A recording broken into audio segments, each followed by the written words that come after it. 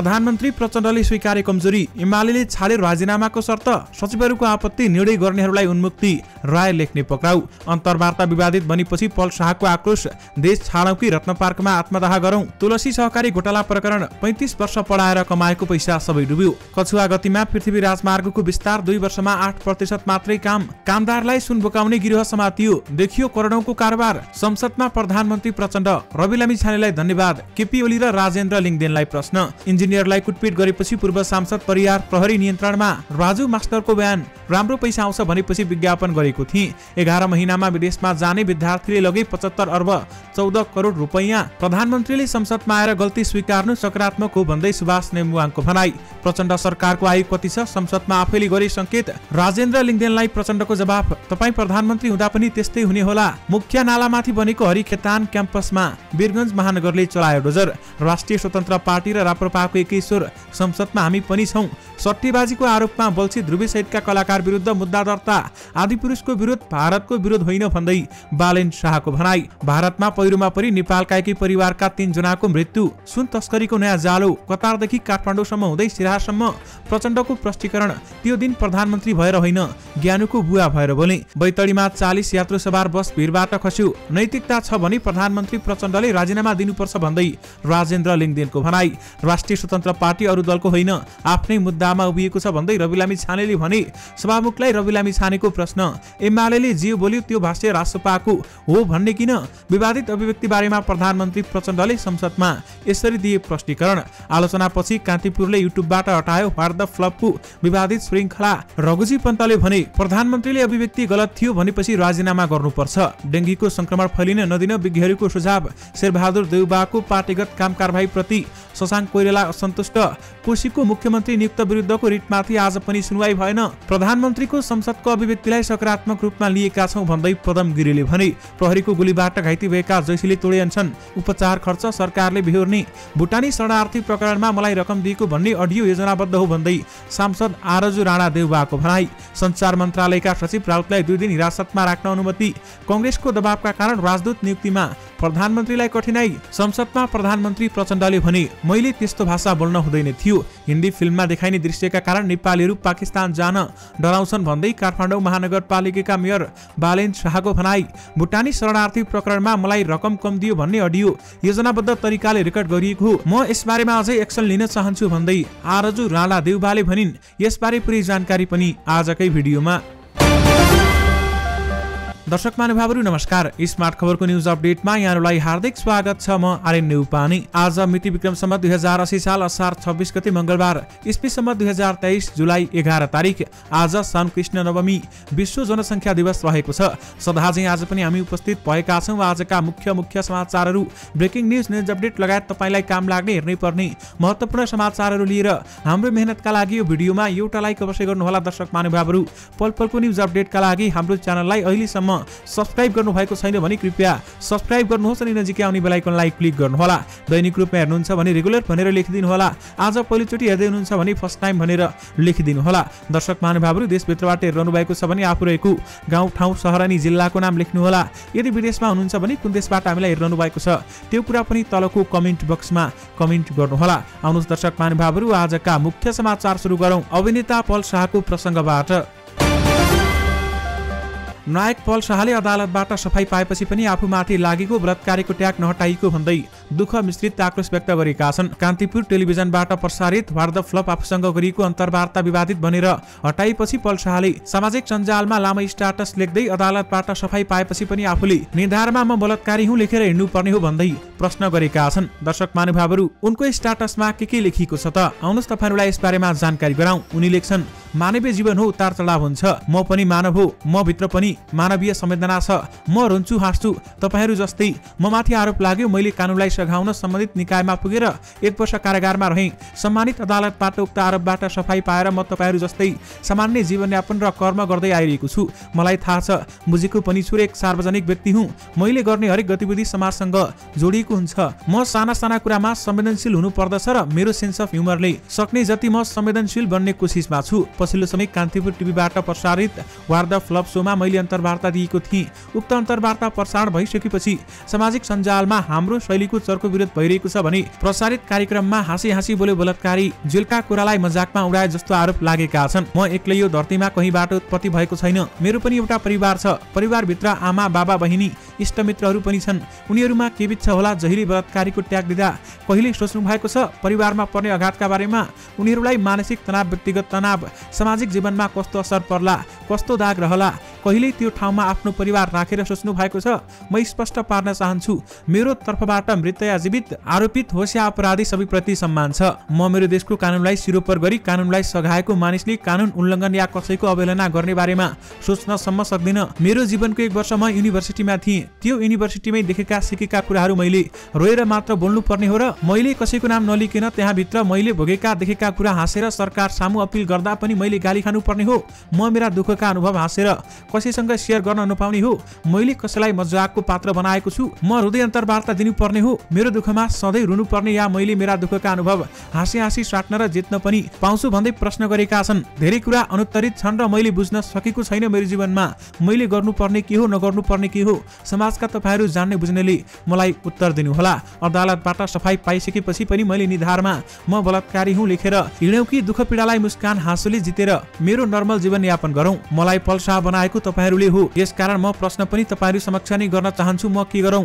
कसरी बाँचौँ? कसरी हिँडौँ? कसरी बोलौँ? कसरी खाउँ? कसरी लाउँ? कि मैले निधारमा म बलात्कारी हुँ लेखेर देश छाडौँ? कि मैले खुल्लम खुल्ला रत्न पार्कमा गएर आत्मदाह गरौँ? 1 वर्ष कारागार बसाइमा मैले पाएका दुःखलाई आँसुले छिपिक्क भिजाएको छु। पीडाको पहाड छ, तर ती सबै भुलेर मैले कसैको अपमान नगरी, कसैको नाम समेत उच्चारण नगरी दुःखलाई खुसी मुद्रामा साट्न तपाईहरूमा परेको असरप्रति क्षमा चाहन्छु। कानुनले त सही छस् भनेर सफाई दिएको विषय जोडेर बारम्बार प्रहार हुँदा जीवन जिउने अभिलाषा सकिँदो रहेछ। सबैमा माया, सम्मान र धन्यवाद भन्दै उनले आफ्नो पोस्टमा लेखेका छन्। दर्शक महानुभावहरू, यस बारेमा तपाईहरूको धारणा के छ? हामीलाई यो भिडियोको कमेन्ट बक्स मार्फत बताउन भने नबिर्सनुहोला। प्रधानमन्त्री पुष्पकमल दाहाल प्रचण्डले विवादास्पद अभिव्यक्ति दिनुभएको कमजोरी भएको स्वीकार गरेका छन्। यससँगै प्रमुख प्रतिपक्षी नेकपा एमालेले 20 असारदेखि गर्दै आएको संसद अवरोध हटाएको छ। 18 असारमा सरदार प्रीतम सिंह बारेमा लेखिएको पुस्तक विमोचन कार्यक्रममा प्रचण्डले आफूलाई प्रधानमन्त्री बनाउन उनी प्रीतम धेरैचोटि दिल्ली गएको अभिव्यक्ति दिएका थिए। प्रधानमन्त्रीको अभिव्यक्ति आपत्तिजनक भएको भन्दै प्रमुख प्रतिपक्षी नेकपा एमालेले प्रचण्डको राजीनामा माग्दै संघीय संसदको दुवै सदन अवरुद्ध गर्यो। 3 दलका शीर्ष नेताहरूबीच आइतबार प्रधानमन्त्रीले स्पष्टीकरण दिने र अवरोध हटाउने सहमति भए पनि भाडियो। प्रधानमन्त्री पुष्पकमल दाहाल प्रचण्डले पुस्तक विमोचनको बेलामा आफू देशको प्रधानमन्त्री भएर नभई जेठी छोरी ज्ञानुको बुवा भएर बोलेको स्पष्टीकरण दिएका छन्। तर आफूले त्यो नबोल्नु पर्ने पछि महसुस भएको पनि उनले बताएका छन्। प्रधानमन्त्रीको हैसियतले त्यो नबोल्नु पर्ने थियो। त्यो दिन म प्रधानमन्त्री भएर बोलिन, ज्ञानुको बुवा भएर बोले भन्दै उनले भने। असार 18 गते पुस्तक विमोचनका कार्यक्रममा 2068-69 सालको घटनाको स्मरण हुँदा आफूबाट त्यस्तो अभिव्यक्ति आएको पनि उनले बताएका छन्। प्रधानमन्त्री प्रचण्डका अनुसार त्यति बेलामा जेठी छोरी ज्ञानु दाहालको अवस्था अत्यन्त गम्भीर थियो। उनलाई उपचारका लागि दिल्ली लगिएको थियो। छोरा प्रकाश दाहाल र प्रीतम सिंहको आफन्तको घनिष्ठ सम्बन्ध भएकाले उनकै आग्रहमा छोरीलाई दिल्ली स्थित प्रीतम सिंहकै घरमा राखेर उपचार गरिएको थियो। त्यति बेला नै प्रीतम सिंहले आफूलाई नेपालको प्रधानमन्त्री बन्नुपर्ने व्यक्ति भनेको र उनको भनाइमा त्यति बेलै सदा सत्य व्यक्त मात्र गरेको प्रधानमन्त्री प्रचण्डको भनाइ छ। 18 गतेको पुस्तक विमोचनमा पनि सोही कुरा स्मरण बाहेक अरू नभनिएको उनले बताएका छन् र साथमा उनले आफू अलि बढी भावनात्मक भएको पनि स्वीकार गरेका छन्। र दर्शक महानुभावहरू, त्यसपछि प्रधानमन्त्री प्रचण्डले आफ्नो कमजोरी स्वीकार्दा एमालेले राजीनामाको शर्त छाडेको छ। काठमाडौँ महानगरपालिकाका मेयर बालेन शाहले दक्षिण भारतीय चलचित्र आदि पुरुषलाई संसारभर प्रतिबन्ध लगाउनु पर्ने बताएका छन्। भारतीय मिडिया दैनिक भास्करमा अन्तर्वार्ता दिँदै उनले यसो भनेका हुन्। देशैभर आफूले फिल्म रोक्न नसकेको तर आफ्नो मातहतमा आउने हलमा के देखाउने भन्ने निर्णय आफूले गर्न सक्ने उनले बताएका छन्। उनले भनेका छन्, यो फिल्म आदि पुरुष संसारमा जहाँ जहाँ चलिरहेको छ प्रतिबन्ध लगाउनु पर्छ। नेपालमा मेयरका अनुसार म बोल्दैछु, यसतर्फ हाम्रो सरकार, संस्कृति मन्त्रालय र सञ्चार मन्त्रालयले ध्यान दिनुपर्छ। नेपालमा मात्रै सेन्सर चलाउनुको कुनै पनि अर्थ छैन। यसले पटक्कै फरक पर्दैन। उनले फिल्म निकै शक्तिशाली हुने र त्यसले मानिसको विचार परिवर्तन गराउन सक्ने बताउँदै उनले गलत सन्देश दिने फिल्मको विरोध गर्नुपर्ने बताएका छन्। हिन्दी फिल्ममा पाकिस्तानमा गोली मात्रै चल्छ, बम मात्रै विस्फोट हुन्छ जसरी देखाएका श्रीलङ्का र नेपालका नागरिक पाकिस्तान जान डराउने गरेको उनको भनाइ छ भने उनले भनेका छन्, बलिउड फिल्ममा पाकिस्तानमा गोली मात्र चल्छ, बम मात्रै विस्फोट हुन्छ जसरी देखाइन्छ त्यो देखेर श्रीलङ्का र नेपालका नागरिक पाकिस्तान जान डराउँछन्। पाकिस्तानमा आतंकवादीहरू मात्रै बस्छन् भन्ने मानिसलाई लाग्छ। फिल्मले मात्र छवि निर्माण गर्छ, आदिपुरुषलाई प्रतिबन्ध गरेर आफूले ठिक गरेको बताउँदै भारतको हितका लागि नेपाली नागरिकले स्वतन्त्रता त्याग्नुपर्छ भन्ने नभएको धारणा समेत उनले राखेका छन्। र साथमा बालेन शाहले आदिपुरुषको विरोध गर्नु भारतको विरोध होइन भन्दै बताएका छन्। राष्ट्रिय स्वतन्त्र पार्टीका सभापति रवि लामिछाने र राष्ट्रिय प्रजातन्त्र पार्टीका अध्यक्ष राजेन्द्र लिङदेनले संसदमा धेरै दलहरू रहेको भन्दै बाइपास नगर्न चुनौती दिएका छन्। सोमबार संसद बैठकमा बोल्दै नेताद्वयले संसदमा 3 दल मात्रै नरहेको र भन्दै बाइपास गरेर अगाडि नबढ्न चुनौती दिएका हुन्।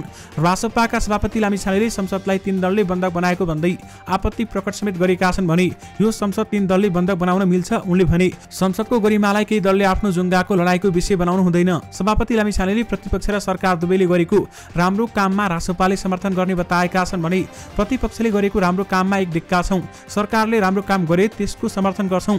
उनले भने तर हाम्रो आफ्नै एजेन्डा छन्। उनले संसदले गर्नुपर्ने धेरै काम भए पनि नेताको मुड नचल्दा संसद रोक्ने काम भएको भन्दै उनले आपत्ति जनाएका छन् भने जनताको मुद्दामा संसद रोकियोस् तर पार्टी र केही नेताको रुचिमा संसद नरोकियोस् भन्दै उनले भने उनले रासपालाई बाइपास गरेर आफ्नो बनाइ राख्न नदिएकोमा आपत्ति समेत व्यक्त गरेका छन्। प्रधानमन्त्रीले दिएको अभिव्यक्ति घोर आपत्तिजनक रहेकाले त्यसबारेमा प्रधानमन्त्रीले स्पष्ट पार्नुपर्ने जोड दिएका थिए र त्यसपछि प्रधानमन्त्रीले जवाफमा माफी समेत मागेका थिए। युट्युब च्यानल मार्फत सट्टेबाजी गराउने वेबसाइट 1xbet को प्रचार गरेको अभियोगमा पक्राउ परेका कलाकार राजु मास्टर भनेर चिनिने राजु पौडेलले आफूलाई मासिक रूपमा राम्रो शुल्क आउने भनेपछि विज्ञापन गरेको बताएका छन्। जिल्ला सरकारी वकिलको कार्यालय काठमाडौँका अधिकारीहरूको रोहबरमा प्रहरीले लिएको बयानमा राजु मास्टर ढेँडु बुढा भनेर चिनिएका सरोज घिमिरेले आफूलाई विज्ञापन राख्ने प्रस्ताव गरेको बताएका छन्।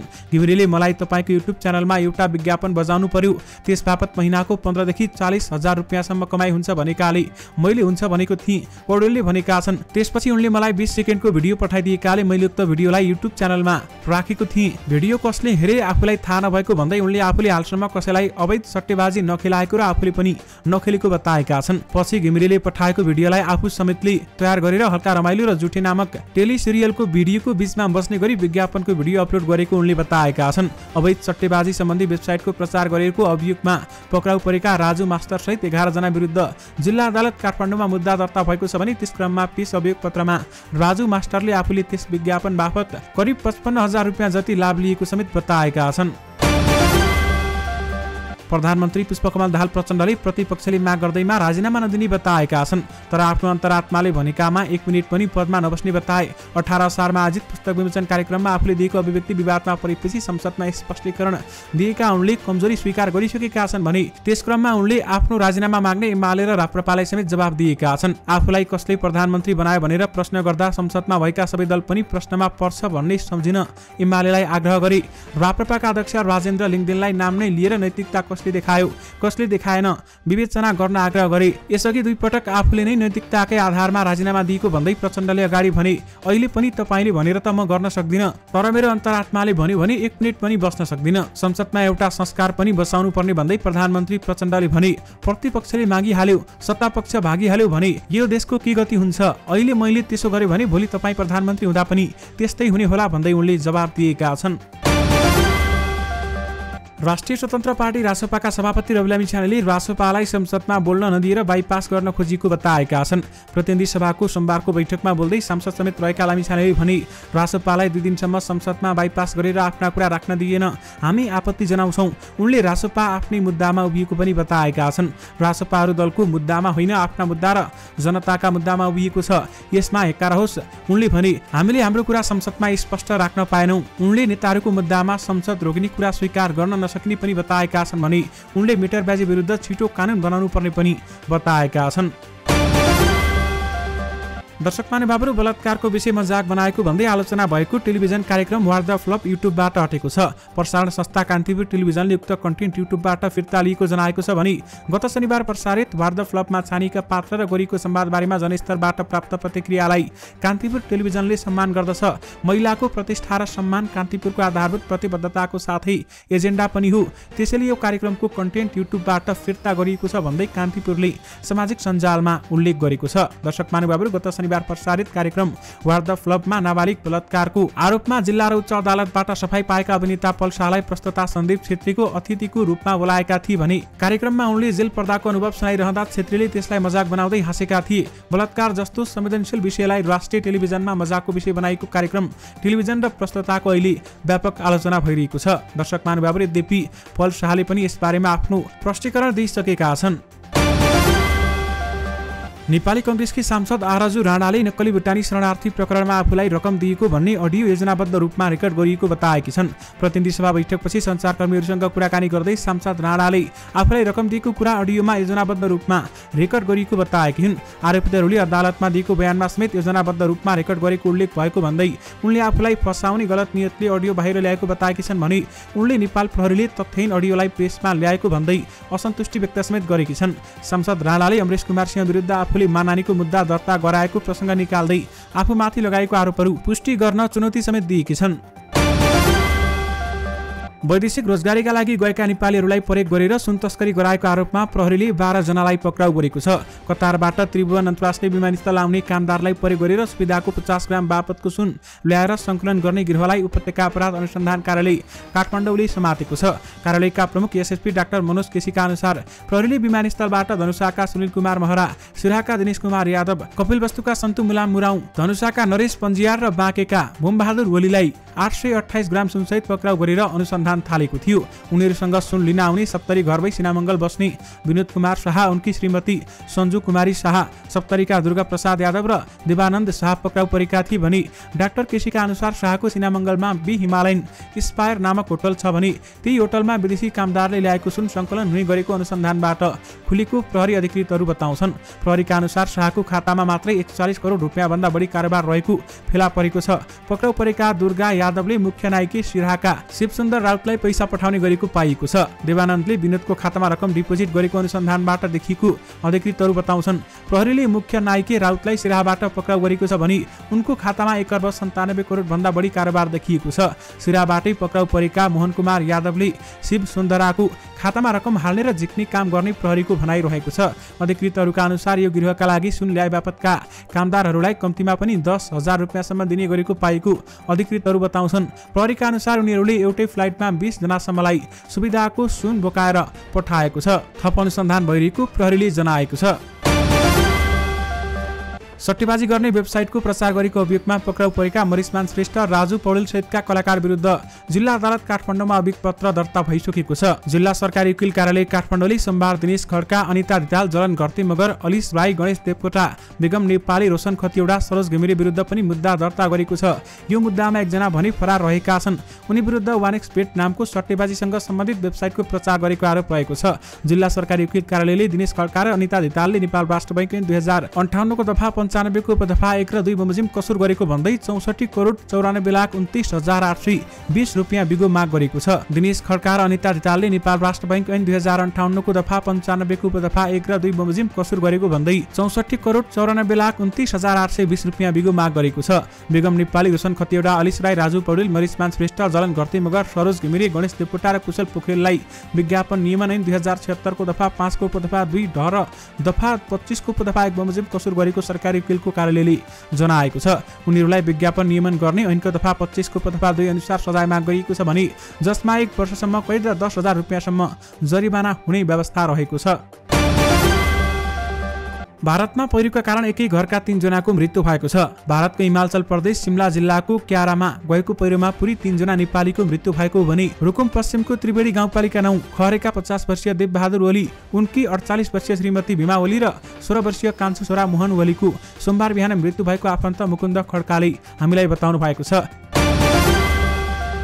बैतडीमा बस दुर्घटना हुँदा एकजनाको मृत्यु भएको छ। पञ्चेश्वरबाट महेन्द्रनगर जाँदै गरेको लु 2 ख 2011 नम्बरको बस हिजो दिउँसो 1 बजे मैलौली नगरपालिका 7 स्वाखानी पिपलको रुख नजिक दुर्घटना भएको थियो भने जिल्ला प्रहरी कार्यालय बैतडीका सूचना अधिकारी प्रहरी निरीक्षक योगेश खत्रीका अनुसार बस अनियन्त्रित भई सडकबाट झण्डै 400 मिटर तल खसेको भने सडकबाट खसेको बस रुखमा अडिएको अवस्थामा रहेको उनले बताएका छन्। दुर्घटनामा गम्भीर घाइते भएका पञ्चेश्वर नगरपालिका 6 रनपोलीका अन्दाजी 28 वर्षीय उमेश भण्डारीको उपचारका क्रममा केशपुर प्राथमिक अस्पतालमा मृत्यु भएको हो। दुर्घटनामा 39 जना घाइते भएका छन् र तीमध्ये 26 जनाको अवस्था गम्भीर रहेको इन्स्पेक्टर खत्रीले जानकारी दिनुभएको छ। राष्ट्रिय प्रजातन्त्र पार्टी राप्रपाका अध्यक्ष समेत रहेका सांसद राजेन्द्र लिङदेनले प्रधानमन्त्री पुष्पकमल दाहाल प्रचण्डको राजीनामा माग गरेका छन्। नैतिकता छ भने प्रधानमन्त्री प्रचण्डले राजीनामा दिनुपर्ने लिङदेनले बताएका छन्। प्रतिनिधि सभाको बैठकमा बोल्दै लिङदेनले भने नैतिकता भन्ने चिज जीवित छ भने उहाँले राजीनामा दिनुपर्छ, यो दबावले मागिने कुरा होइन।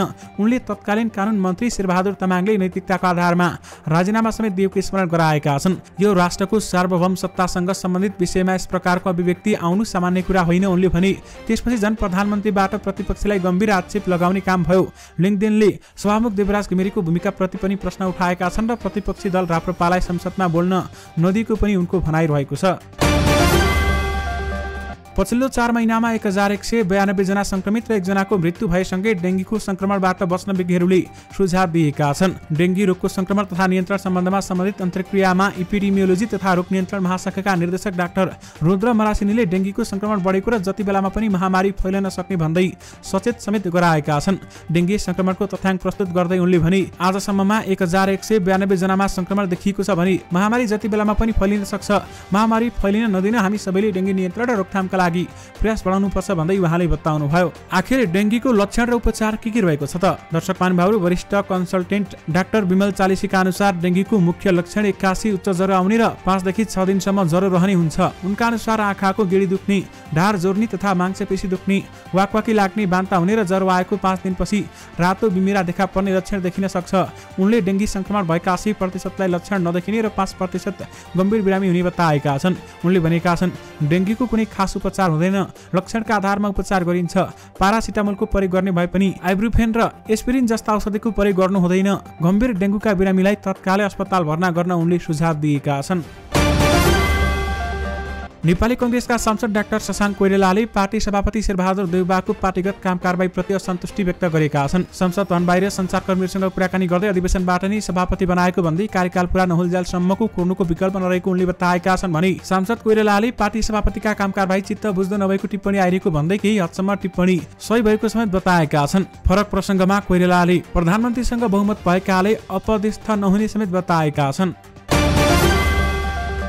नेकपा एमालेका प्रमुख सचेतक पदम गिरीले प्रधानमन्त्रीले गल्ती स्वीकारिसकेकाले प्रधानमन्त्रीले संसदमा दिएको अभिव्यक्तिलाई एमालेले स्वीकार गरेको बताएका छन्। संसद भवन परिसरमा सञ्चारकर्मीसँग कुराकानी गर्दै उहाँले यस्तो बताउनु भएको भने प्रमुख सचेतक गिरीले प्रधानमन्त्रीले सारमा आफूले त्रुटि गरेको बताइसकेपछि भविष्यमा त्यस्तो कमजोरी नदोहोर्याउने प्रतिबद्धता गरेकाले एमालेले प्रधानमन्त्रीको संसदको अभिव्यक्तिलाई स्वीकार गरेर अघि बढ्ने बताएका छन् र उनले प्रधानमन्त्रीले गहिराईमा गएर जवाब दिन समेत नसकेको बताएका छन्। प्रमुख सचेतक गिरीले प्रधानमन्त्रीको संसदको अभिव्यक्तिलाई सकारात्मक रूपमा लिएको बताउनुभयो।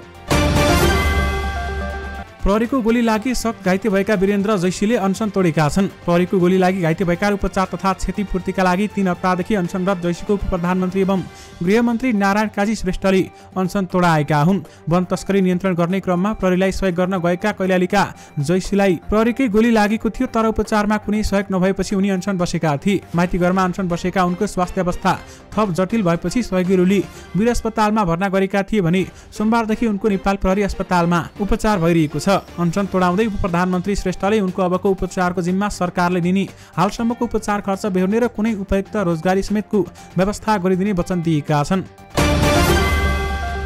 बालोटा जग्गा प्रकरणमा पक्राउ परेका सञ्चार तथा सूचना प्रविधि मन्त्रालयका सचिव कृष्णबहादुर राउतलाई 2 दिन हिरासतमा राख्न अदालतले अनुमति दिएको छ। आइतबार प्रहरीको केन्द्रीय अनुसन्धान ब्युरो सीआईबीले पक्राउ गरेका सचिव राउतलाई सोमबार म्याद थपका लागि जिल्ला अदालत काठमाडौँमा उपस्थित गराइएको थियो भने अदालतले उनलाई आइतबार र सोमबार हिरासतमा राख्न अनुमति दिएको थियो। आइतबार नै पक्राउ परेका पूर्व नापी अधिकृत ध्रुव अर्याल र समर्जन कम्पनीका पूर्व प्रमुख लोहरी घिमिरेलाई पनि 2 दिन हिरासतमा राख्न अनुमति दिएको थियो। उनीहरूलाई पनि अदालत बुझाइएको थियो। दर्शक महानुभावहरू, सञ्चार मन्त्रालयका सचिव राउतलाई 2 दिन हिरासतमा राख्न अनुमति दिएको छ। सरकारमा नेपाली कांग्रेसको सहभागितासँगै प्रधानमन्त्री पुष्पकमल दाहाल प्रचण्ड राजदूत नियुक्तिमा नाजायज दबाव झेल्न बाध्य भएका छन्। न्युयोर्क जस्तो महत्त्वपूर्ण नियुक्तिमा राजदूतको राजनीतिक नियुक्ति गर्न नेपाली कांग्रेसले दिएको दबावका कारण पद सम्हालेको 7 महिना बितिसक्दा समेत प्रधानमन्त्री प्रचण्डले राजदूत नियुक्त गर्न नसकेका हुन्। न्युयोर्क स्थित राष्ट्रिय संघको मुख्यालयको नियोगबाट अघिल्लो हप्ता अमृत बहादुर राई फर्केसँगै राजदूत खाली रहेका नियुक्त दूतावासहरूको संख्या 7 पुगेको छ भने यसैगरी जेनेभा स्विजरल्यान्ड स्थित नियोगका मणि भट्टराई र पेरिस फ्रान्स स्थित नेपाली राजदूत दीपक अधिकारी पनि काठमाडौँ फर्किसकेका छन्। यसबाहेक क्यानाडा, थाइल्यान्ड, अस्ट्रेलिया र युएईमा पनि नेपाली नियोगमा राजदूत पद रिक्त रहेका छन्।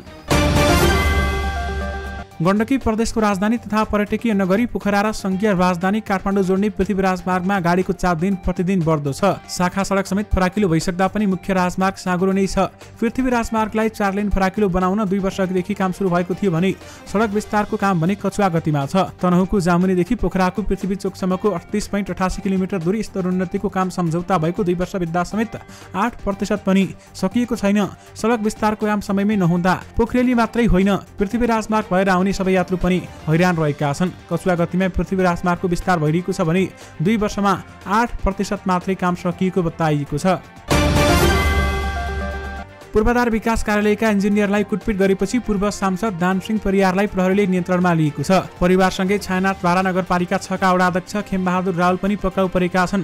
पूर्वाधार विकास कार्यालयका प्रमुख इन्जिनियर दत्त बुढा थापालाई शनिबार परियार र रावलले कुटपिट गरेपछि उनीहरू दुवैजनालाई पक्राउ गरेको प्रदेश प्रहरी कार्यालयका प्रवक्ता एवं एसएसपी गोपाल चन्द्र भट्टराईले जानकारी दिनुभयो। उनका अनुसार उनी विरुद्ध आइतबार जिल्ला प्रशासन कार्यालयमा अभद्र व्यवहार सम्बन्धी मुद्दा दर्ता भएको थियो भने शनिबार अपराह्न 4:30 बजेतिर आफ्नो कार्यकक्षमा बुढा थापा काम गरिरहेका बेलामा परियार र रावल कार्यालयमा पुगेर कुटपिट गरेका थिए भने उनीहरूले काम गरेको भन्दा बढी भुक्तानी नदिएको भनेर कार्यालय प्रमुखमाथि कुटपिट गरेको बताइएको छ। नेपालबाट वैदेशिक अध्ययनमा जानेहरू मार्फत 11 महिनाको अवधिमा 75 अर्ब 14 करोड रुपियाँ विदेशिएको छ। नेपाल राष्ट्र बैंकका अनुसार शिक्षाको प्रयोजनका लागि यो बराबरको रकम बाहिरिएको हो। अघिल्लो आर्थिक वर्षको जेठ मसान्तसम्म शिक्षाका लागि 51 अर्ब 34 करोड रुपियाँ विदेशिएको थियो। नेपालमा सेवातर्फको आय 57 अर्ब 64 करोड रुपियाँ घाटामा रहेको छ भने यसो हुनुमा सेवा मार्फत नेपाल आउने भन्दा विदेशी रकम धेरै हुनु हो। सेवा आयाततर्फ सबैभन्दा ठूलो रकम पर्यटन मार्फत हुन्छ। विशेष गरी 11 महिनामा विदेश जाने विद्यार्थीले 75 अर्ब 14 करोड रुपियाँ लगेको बताइएको छ। एमाले संसदीय दलका उपनेता सुभाष नेउवाङले प्रतिनिधि सभामा प्रधानमन्त्री प्रचण्डले गरेको स्वीकारोक्तिका लागि धन्यवाद दिएका छन्। प्रधानमन्त्रीले संसदमा आएर आफ्नो गल्ती स्वीकार गर्नु सकारात्मक रहेको उनको भनाइ छ भने एमालेलाई लक्षित गर्दै प्रचण्डले संसद अवरोध किन भनी सोधेकामा नेउवाङले भने उहाँले हामीलाई सोधेको प्रश्न नयाँ होइन। विगतमा उहाँहरू प्रतिपक्षमा बस्दा यही कुरा सत्तापक्षले सम्झाउनु पर्थ्यो। संविधान सभा कालमा त यसरी अवरोध गर्न नपाइने भनी नियम नै बनेको थियो भन्दै उहाँले बताउनुभयो। यद्यपि प्रधानमन्त्रीले संसदमा आएर गल्ती स्वीकार गर्नु सकारात्मक भन्दै सुभाष नेउवाङले भयो। वीरगञ्ज महानगरपालिकाले मुख्य नालामाथि हरि खेतान बहुमुखी क्याम्पसले निर्माण गरेको संरचनामा डोजर चलाएको छ। संरचना हटाउन मेयर राजेश मानसिंह दिउँसो डोजर लिएर आफै क्याम्पसमा पुगेका थिए भने क्याम्पसको संरचना मुख्यालय नालामाथि निर्माण हुँदा नाला सफाइमा अवरोध भएकाले निर्माण गरिएका संरचना हटाउन डोजर लगाउनु परेको महानगरले जनाएको छ। नालामाथि बढेको संरचना आफै हटाउन क्याम्पसलाई निर्देशन दिएको भए पनि क्याम्पसले नहटाएपछि आफै डोजर लिएर आउनु परेको मेयर सिंहले बताउनु भएको छ। नेकपा एमालेका नेता रघुजी पन्तले प्रधानमन्त्री पुष्पकमल दाहाल प्रचण्डले आफ्नो अभिव्यक्ति गलत थियो भनेर स्वीकारेपछि नैतिकताका आधारमा राजीनामा दिनुपर्ने बताएका छन्।